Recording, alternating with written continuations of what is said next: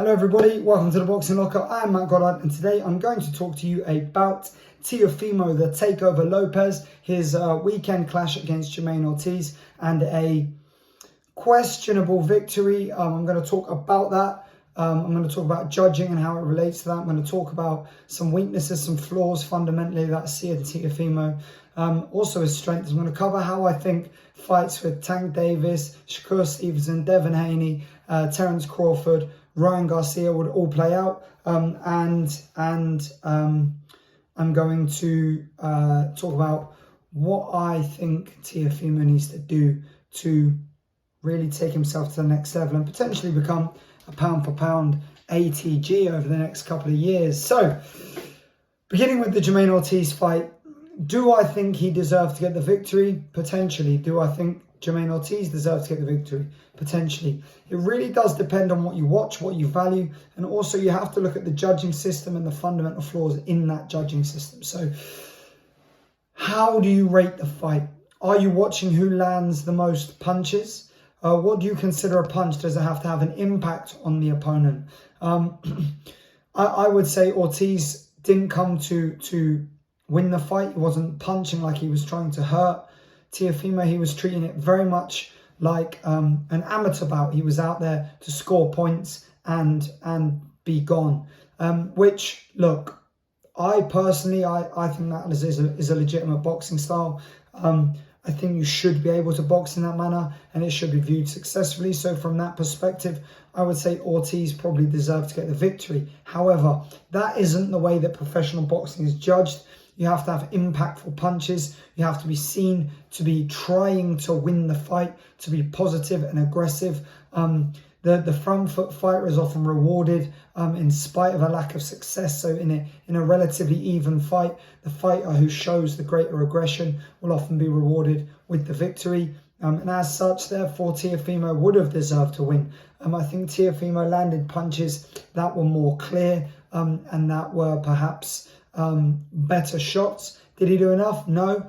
Did he close the ring off? No. Was his boxing particularly exceptional in this fight? No. Did it look like the same guy that beat Josh Taylor? Absolutely not. But styles make fights, and it's very, very difficult to box a person who is super negative and who has no intent of engaging with you whatsoever, even to land their own successful shots or to follow up on their successful shots, which Ortiz didn't do. So I would argue you could almost give this fight a draw due to Teofimo's terrible choices with regards to how he decided to box, just following Ortiz around the ring, and with regards to Ortiz's complete negativity and lack of engagement with the fight whatsoever. At the end of the day, boxing is hit and not get hit, not get hit and not hit, and not pursue any sort of combat whatsoever.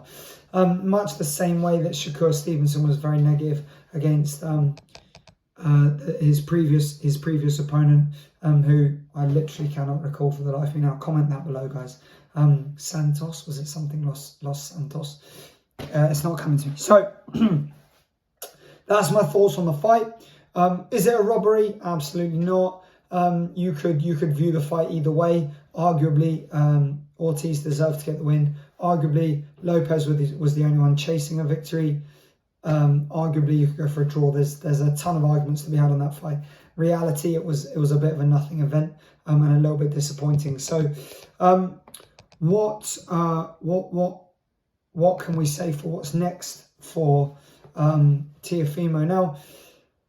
Listen, he's struggled in fights when he couldn't get himself up for it. And this is what I think is his fundamental weakness, his psychology. I think unless he believes a fight is worthy of him, he doesn't put enough effort in.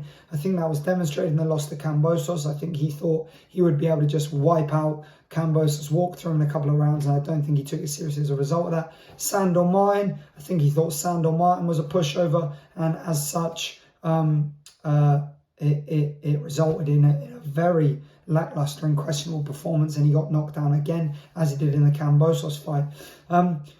Lomachenko and Taylor were both fights that he believed were worthy of him, and as such he got himself really up for it. They also both came to fight, which I think helps stylistically for Teofimo. If you come towards him, he's relatively devastating, as we saw with Richard Comey.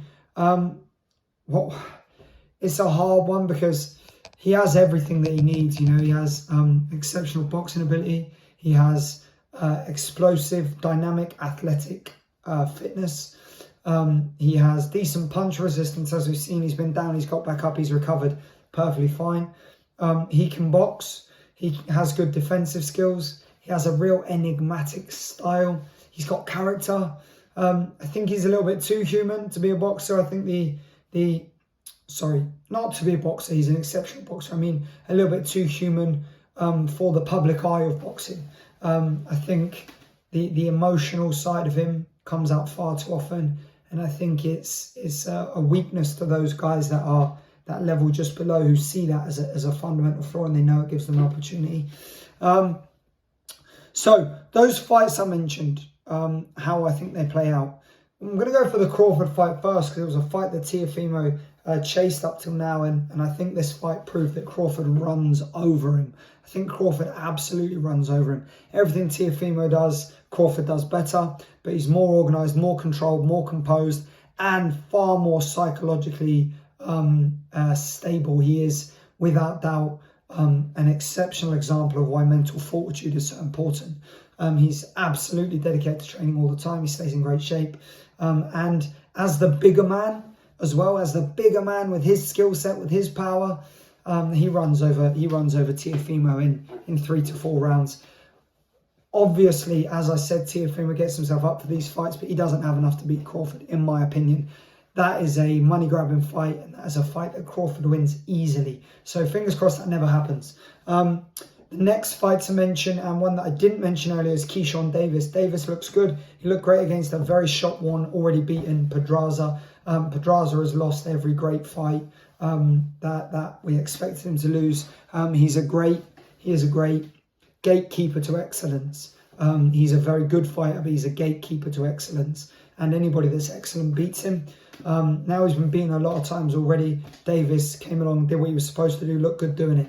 Does that mean to me that he beats Teofimo? I don't believe so. I think that would be a very good fight. I think that would almost be a 50-50 fight. Stylistically, they're matched very well. Keyshawn has very good counter punching, very good trap setting. He's very balanced. But I think Teofimo would come out on top of that, particularly in the later rounds. I think he would excel through 4 to 10, and I think he would run away with the fight, perhaps even stopping Keyshawn at the end. Now, those other fights I mentioned, Tank Davis. I think Tank's work rate would cost him against Teofimo. I think he may well hurt Teofimo, may well drop Teofimo. I think Teo would get up. I think that would be a points victory for Teofimo. I think a higher work rate and a higher willingness to engage. Also, I believe that that Tank gives away way too many rounds, and at the top level, eventually that is going to cost him. So I think that would be a Teofimo win. Let me know your thoughts in the comments below. Pause the video, comment now, and then comment for the next one. Your same thoughts as an extra comment. That way it drives views up, I think, and interactions. So please do that, because I would really appreciate it. The next one, Devin Haney. I think Haney would have the beating of Teofimo. I think he has the work rate, has the boxing ability, has the mental fortitude, has the dog in him. I think the earlier rounds in this instance would be closer, but I think Haney would run away with the fight as the rounds progressed. And towards the end, it would look like a bit of a Haney domination. So I think Haney would win that fight. Points, though, no stoppage points. Shakur Stevenson I mentioned as well. I think that's an important fight, because Shakur would box him exactly how Ortiz did, probably with a little bit clearer impact on the shots. But does that mean he can win? Probably not. I don't think he's big enough, strong enough, or impactful enough with his shots to beat Teofimo. So it would be a very similar result, in my opinion. I think Teo would come through that fight with a points victory. A lot of people saying a similar thing to this Ortiz fight. I actually recorded a video of the 4 Kings in advance of that, but I hadn't released it. And I said exactly what would happen with Shakur is what happened in the Ortiz fight, which was a day after the video. I wish I'd uploaded it in time. I think Shakur would just be awkward, negative, and Teofimo would have to chase the fight too much. but I think it would end up in a points victory in Teofimo's favour. At present, Shakur is probably a bit too small and hasn't really grown into any of the weight. What were the other fights I mentioned? Ryan Garcia. I think Teofimo and Ryan Garcia is a good fight. Garcia is equally athletic and explosive, has great hand speed, keeps it long, which is hard for Teofimo. But I think Teo would counter him and stop him in the mid-late rounds, so 6 to 10 probably. I think that would end up in a stoppage in a close fight. I think Garcia's lack of defense and positioning and his overcommitment to his punches is always going to cost him in much the same way it cost Amir Khan at the top level. The fact that he had no regard for defensive position when he was punching meant that he walked into some big shots against some great fighters, and you can't afford to do that. So that's my thoughts on that. Judging. Do I think judging in boxing is correct? Absolutely not. I think it doesn't take into account skills enough.